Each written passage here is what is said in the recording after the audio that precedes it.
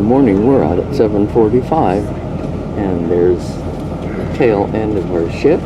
We got a bridge, and we're out for a 5-hour bus ride. By Confederate batteries, artillery. And so the Navy becomes very important here. On April the 29th, Admiral David Dixon Porter attacks Grand Gulf and intends to silence those batteries so that the Army then can make an amphibious landing at Grand Gulf. Well, it doesn't go according to plan. The Navy is not able to silence the Confederate batteries. In fact, the Navy shot up pretty badly there, so Grant has to go to another plan. And so he marches southward on the west side of the river down to a plantation called Disharoon's Plantation. And it's there that he learns that there is another crossing point to the south on the east side of the river called Bruinsburg.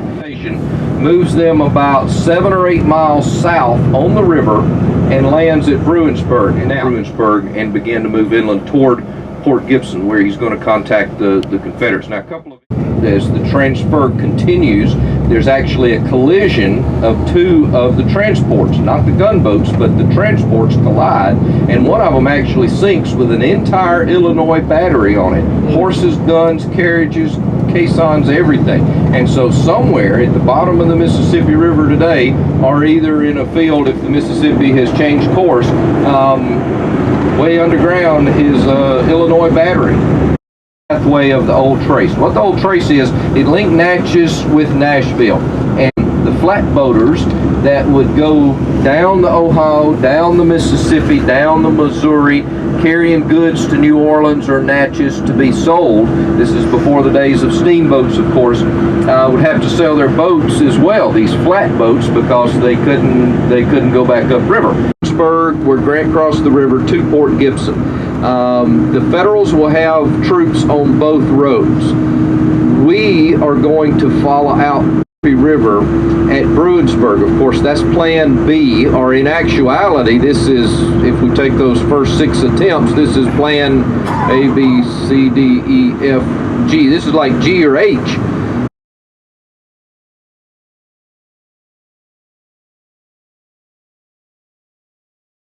There's a great account. Of course, Stonewall Jackson is also killed in May of 1863 at Chancellorsville, and there's a great letter soldier at Vicksburg writing about, yeah, we lost Stonewall Jackson, he died in battle, blah blah blah, and he says we also lost Earl Van Dorn, but that was very different circumstances. Jealous husbands. Okay, see all and houses were here during the battle, during the war. And I think the story is the Union soldiers would shoot at the hand up there. And normally you think, you know, the big slave owners, big plantation owners, they were the ones that got the South into secession and all that. But that's really not the case. It's more the middle class, the small plantation owners that really pushed Mississippi and others. I did a book one time on the Mississippi Secession Convention. And it's the small, dirt poor white farmers that oppose secession up in the northeastern section of Mississippi. But it is also the big planter class, the sure enough millionaires down around Natchez and Vicksburg and in this area that oppose to secession, because they fully realize that if we fool around and get in this war, at best, it's going to hamper economics. If you've got a federal general with his headquarters at your house, it's not going to be ransacked or damaged or burned or whatever around here. And others. So it used to be a thriving town out in here. Now it's hardly anything out in the middle of nowhere, and there would be no traffic back in here. Certainly past the nuclear power station, except the fact that there is a state park out here, Mississippi State Park.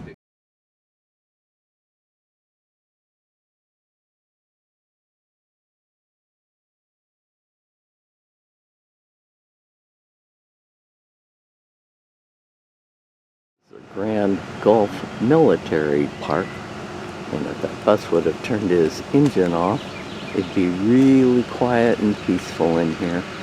I'm going to go down a road over here but it's flooded. And actually the Mississippi was closer to here during the war. Now it's shifted and it's further away. Really nice little museum in here. There's a model of the ironclad Union gunboat, the Cairo.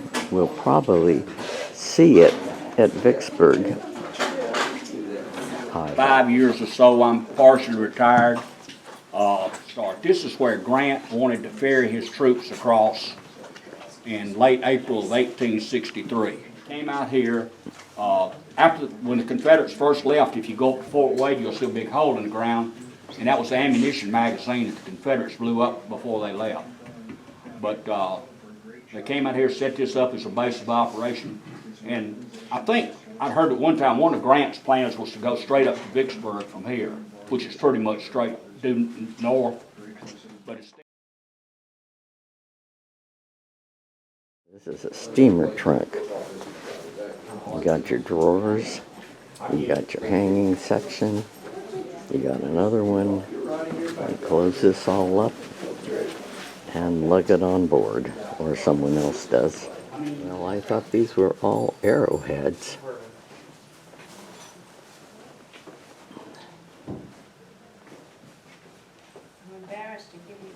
But I guess there's a variety of things that the Indians made.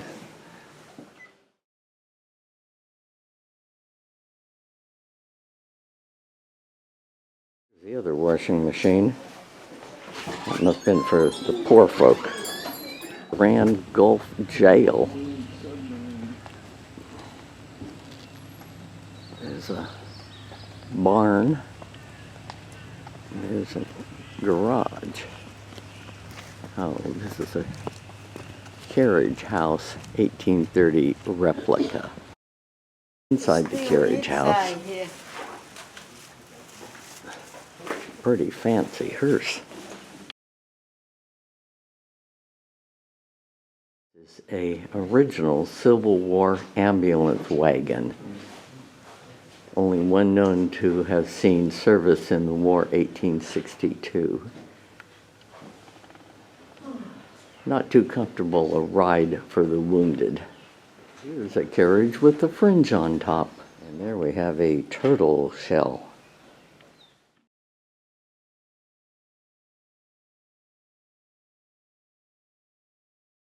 You know, the Confederates were up here on the high ground.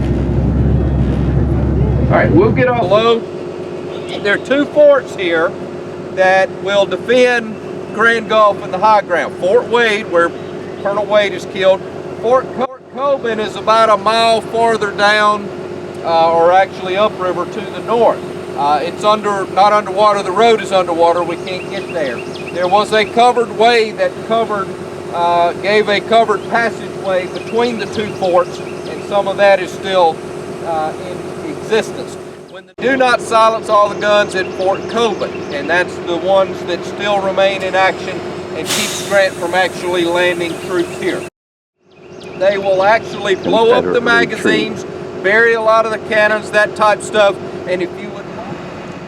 Thought this was a very interesting sign. Bio Pierre. Rather a challenge to get troops across here. Now it probably is a little more flooded than normal. It's not normally this big, but still it is very substantial. Coming back through Port Gibson. It's a city and the county seat of Claiborne County with a population of about 1,500. There were several clashes here during the Civil War while Grant was attempting to gain control of the Mississippi. The Battle of Port Gibson was on May 1st, 1863, and it was a resounding Union victory that secured Grant's beachhead east of the Mississippi. More than 200 soldiers were killed. However, Grant said the town was too beautiful to burn, and today many antebellum homes remain.